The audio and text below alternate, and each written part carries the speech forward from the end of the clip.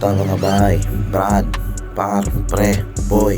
Magandang tanghali sa inyo mga kaibigan ko. Tara, samahan nyo ako. Takakin natin ang daan na puno ng snow.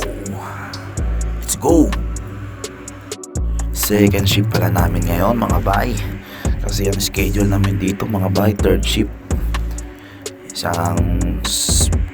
Pag first shift ay pasok ka ng 6 to 10. Ay 6 to 2. Ang second shift naman ay 2 to 10. Ang third shift naman ay 10 to 6. 2 to 10 schedule namin ngayon mga bay. Paglabas namin mga bay, sakto nagsilaglagan na yung mga ice cube sa langit. Parang bumili ka lang ng yelo sa langit mga bay, ang dami. First time mga bay makakita ng snow sa personal at nahawakan. Pasensya na kayo mga bay, mga ignorante lang, first time eh. Oo nga pala mga bay, sa mga nagpaplanong lilipad dyan mga bayan sa mag-iibang bayan, umpisahan nyo na ngayon mga bay habang mga bata pa at malalakas pa. Sabi nga nila mga bay, buwinasan lang pag nasa abroad ka. Oo mga bay, buwinasan lang. Siyempre hindi naman sinasabing pag nasa abroad ka swerte ka na, diba?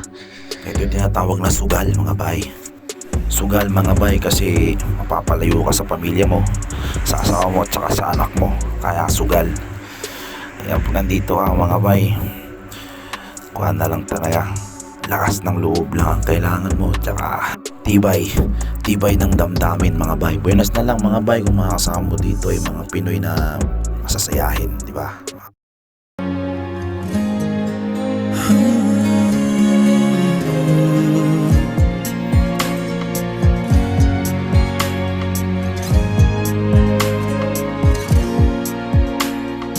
I know that you could easily take away everything you've given me, and I try to remember.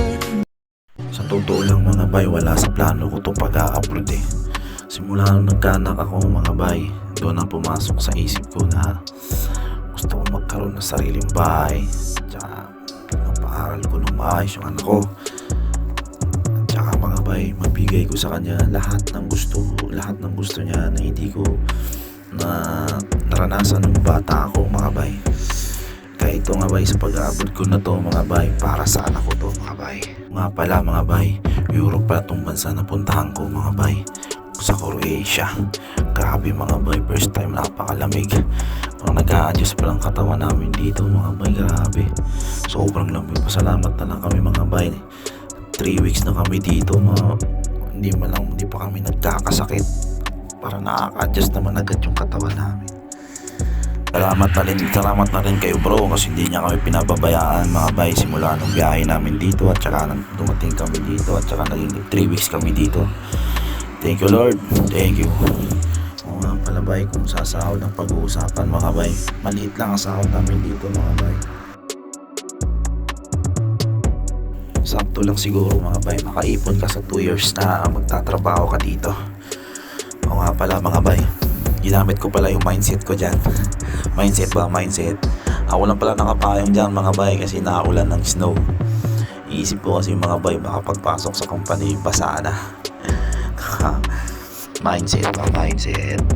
Ang contract pala namin dito bay ay mga 1 year plus 1 year. Tapos depende na lang sa kanila kung i-extend, ipababalikin kami.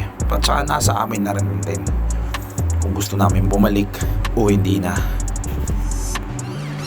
Ito na mga bay, nasa harap na kami ng kumpanya namin at papasok na. Sana maging okay ang araw na to. Good luck sa amin mga bay. See you soon.